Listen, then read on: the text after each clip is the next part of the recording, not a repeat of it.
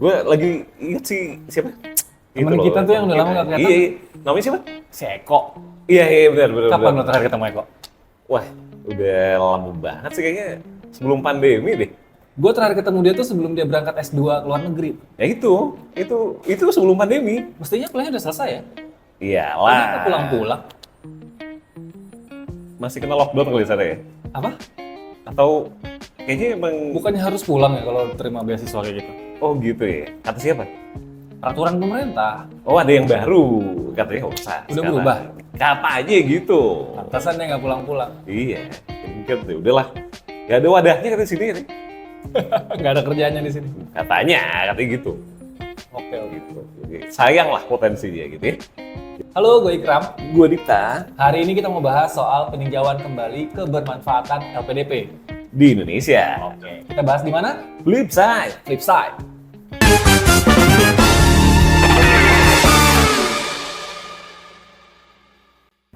Lu tau gak sih? Program ini, LPDP itu perlu lagi ditinjau efektivitasnya. Nih, Kram, kalau ngomongin soal efektivitas program, dana yang sekarang dipakai itu kebanyakan dana yang belum diketahui udah optimal apa belum. Itu loh. Contohnya nih ya, kalau buat program magister atau S2 itu perlu dipertanyakan lagi, itu udah efektif belum buat ningkatin kualitas pendidikan Indonesia. Nah, ngomongin efektivitas itu sebenarnya cakupannya bukan cuman seberapa banyak penerimanya aja, tapi dari mulai seberapa banyak sih yang lulusnya tepat waktu, ya kan? Terus lo perlu tahu juga, Kral, untuk dapetin kerjaan sesuai bidangnya itu kemungkinannya bagaimana? Dan nanti ketika mereka kembali ke masyarakat ya, maksudnya di sini, itu tuh mereka benar-benar bisa berkontribusi atau enggak. Nah, ada catatan lain yang perlu lo tahu juga, Kram. Ada hasil pemeriksaan BPK yang dirilis bulan kemarin. Mungkin 2 bulan ya tepatnya, karena akhir September baru dirilis. Itu ada beberapa masalah dari pengelolaan pendapatan, belanja, dan investasi di tahun 2021 sampai 2023 dari LPDP ini. Yang pertama itu ada beberapa proses seleksi yang ada beda-beda dari mulai data peserta sampai yang akhirnya dapat beasiswanya sendiri. Terus banyak lah hal-hal lain yang inkonsisten. Artinya datanya ini ternyata hasilnya itu. Datanya ini yang berangkat sih ini kan aneh banget gitu kan. Terus ada lagi penerima beasiswa yang udah dapat dana ujian, tesis, disertasi, atau dana studi lah ya istilahnya itu, tapi belum ujian tesis atau disertasi. Jadi kuliahnya atau sekolahnya itu nggak selesai-selesai, jadi lewat dari batas waktu yang udah ditentuin. Ujungnya apa? Ujungnya kesempatan buat peserta berikutnya itu makin terpangkas. Karena apa? Karena dananya kepake buat ngebiayain orang yang telat lulus tadi. Kata gue sih nggak perlu ya, karena sistem seleksi yang ada itu sudah sangat ketat. Program LPDP punya proses seleksi yang sangat ketat, termasuk syarat akademis, wawancara, dan tes kemampuan bahasa. Jadi semua kandidat itu yang lolos itu sudah pasti yang terbaik, dan efektivitas dananya juga sudah terjamin. Nih ya gue kasih tahu, LPDP itu memang dikenal ketat dalam hal kompetisinya, sangat-sangat kompetitif. Seleksi beasiswa LPDP itu dirancang untuk memilih kandidat terbaik. Ada beberapa tahapan kayak seleksi administrasi, IPK minimal, TOEFL, IELTS. Ada juga wawancara, leadership group discussion yang terkenal sulit. Sampai psikotes dan penilaian kepemimpinan juga, bos. Ini memastikan bahwa nanti pelamar yang tidak hanya cerdas secara akademis, tapi juga punya karakter yang dapat memimpin bangsa di masa depan. Seleksi yang ketat ini memastikan hanya kandidat yang siap secara akademis, punya komitmen untuk berkontribusi, dan punya standar kepribadian yang baik yang dapat lolos. Hal ini juga membuat program LPDP diakui kualitasnya, sehingga semakin menarik bagi banyak calon penerima beasiswa dan juga berdampak baik untuk pembangunan sumber daya manusia di Indonesia. Masalahnya, kalau ngomongin isu pendidikan itu, kita nggak bisa lepas sama yang namanya pemerataan kesempatan dan keadilan. Nah, lu perlu tahu juga sih, Kram, beasiswa LPDP ini belum menjangkau semua golongan yang butuh bantuan pendidikan. Ingat ya, bantuan pendidikan. Maksudnya gimana? Ada kemungkinan distribusi beasiswa itu kurang merata. Alias, ya cuman itu aja yang dapat gitu. Kalau kajian ulang jadi, yang harusnya dapat beasiswa, benar-benar dapat beasiswa. Nggak ada lagi tuh diskriminasi. Dan kalau ngomongin dunia pendidikan dan kebutuhan dunia kerja kan dinamis banget. Kajian ulang tuh perlu banget supaya kriteria penerima beasiswa, bidang studi yang didukung, dan jenis beasiswanya apa itu sesuai dengan kebutuhan pasar kerjanya. Program yang sudah ada sekarang ini, efektivitasnya tuh sudah terukur. LPDP secara berkala tuh memantau hasil studi dan kontribusi penerima beasiswanya.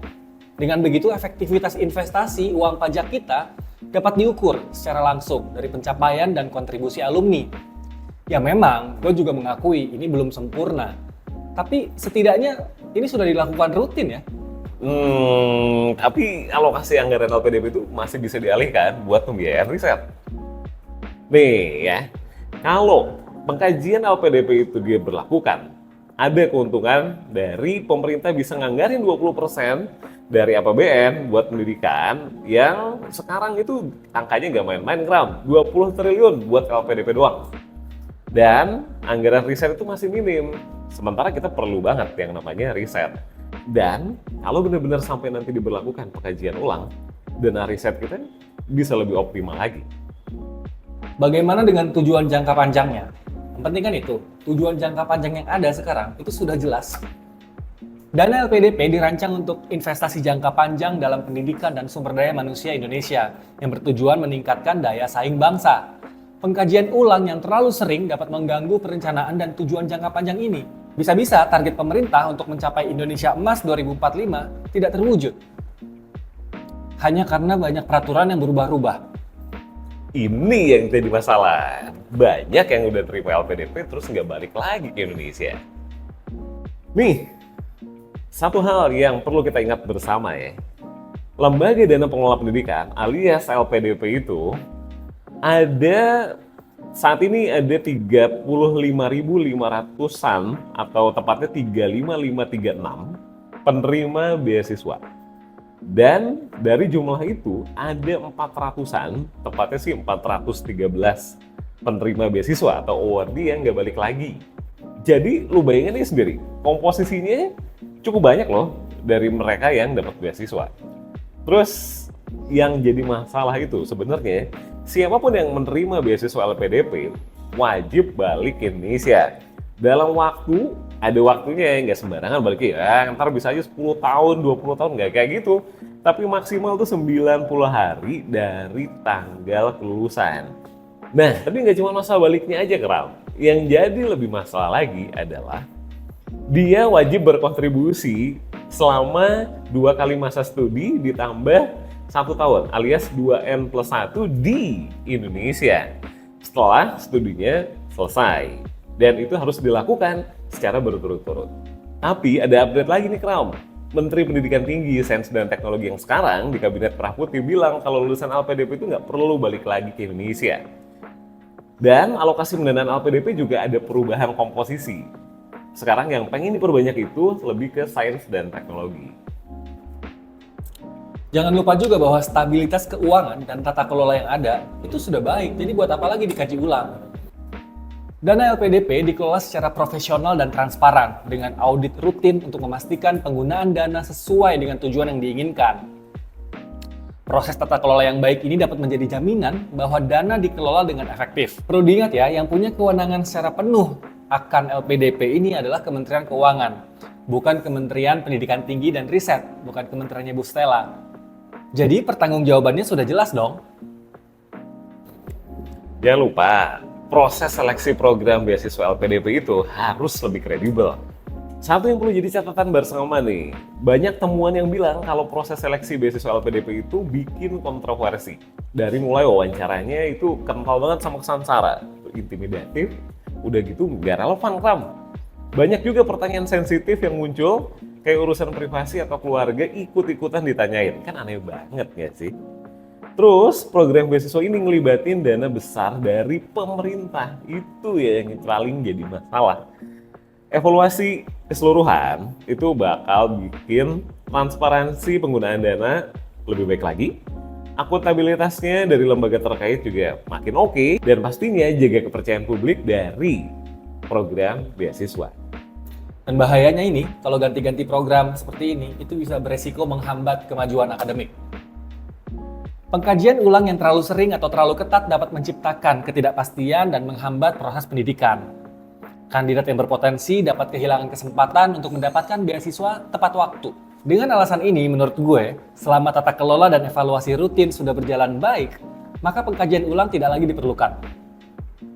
Jadi gimana menurut Stansers? LPDP ini perlu dikaji ulang atau udah baik-baik aja? Pilih flip Or side.